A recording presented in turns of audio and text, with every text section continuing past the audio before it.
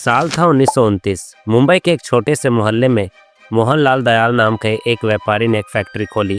नाम रखा पार्ले प्रोडक्ट्स। शुरुआत में सिर्फ मिठाई और टॉफ़ी बनती थी। उस दौर में मशीनें भी ज़्यादातर हाथ से चलाई जाती थी। कच्चा माल लोकल बाजार से आता था और हर प्रोडक्ट में भारतीय स्वाद की छाप होती थी।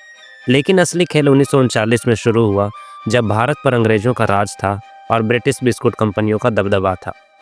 ब्रिटिश बिस्कुट महंगे थे, इंपोर्ट किए गए आटे से बनाए जाते थे और आम भारतीयों के लिए इन्हें खरीद पाना मुश्किल था। पार्ले ने सोचा, क्यों ना एक ऐसा बिस्कुट बनाया जाए जो सस्ता, स्वादिष्ट और हर किसी के पहुंच में हो। इस सोच से जन्म हुआ पार्ले ग्लूको का। ग्लूको यानी ग्लूकोज बिस्किट। इन बिस्कुट में पोषण, मिठास और अफोर्डेबिलिटी का ऐसा मेल था कि यह जल्दी ही हर घर की ज़रूरत बन गया। 1940 के दशक में भारत आज़ादी की लड़ाई लड़ रहा था। उस समय विदेशी सामान का बहिष्कार हो रहा था और देशी प्रोडक्ट्स को अपनाने की लहर चल रही थी।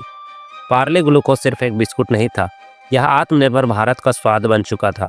रेलवे स्टेशनों, स्कूलों, छोटे ढाबों और घर घर में यही बिस्कुट चाय के साथ परोसा जाता था।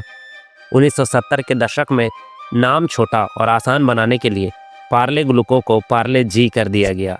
जी का मतलब जीनियस नहीं, बल्कि ग्लूकोज था। लेकिन ब्रांडिंग इतनी दमदार थी कि ये नाम पूरे भारत में घर घर गूंजने लगा। सिर्फ नाम नहीं बदला, पैकेजिंग, प्रिंट क्वालिटी और रंग भी मॉडर्न हुए, जिससे बिस्कुट का लुक हमेशा फ्रेश लगे। सबसे बड़ा सवाल, पार्ले जी के पैकेट पर बनी ये बच्ची कौन है? कई लोग सोचते हैं कि ये किसी मॉडल या मशहूर शख्स की फ़ोटो है, लेकिन सच्चाई ये नहीं है। 1960 के दशक में एवरग्रीन एडवर्टाइजिंग के आर्टिस्ट मेघनलाल ढोटे ने ये इलस्ट्रेशन बनाया था। ये किसी असली इंसान की नहीं, बल्कि एक काल्पनिक बच्चे की ड्राइंग है जो मासूमियत, भरोसा और स्वीटनेस का प्रतीक बनी। पार्ले की फैक्ट्री में रोजाना टन के हिसाब से आटा, दूध और चीनी मिलाकर ये बिस्कुट तैयार होते हैं। हजारों कर्मचारी, दर्जनों ओवन और सटीक टाइमिंग, यही है बिस्कुट का राज जो हर पैकेट में एक जैसा स्वाद लाता है। 2003 तक पार्ले जी दुनिया का सबसे ज़्यादा बिकने वाला बिस्कुट बन गया, यहाँ तक कि इसे गिनीज वर्ल्ड रिकॉर्ड में दर्ज किया गया। हर दिन लाखों पैकेट बिकते हैं और यह सिर्फ भारत में ही नहीं, बल्कि अफ्रीका, मिडिल ईस्ट और कई देशों में एक्सपोर्ट होता है।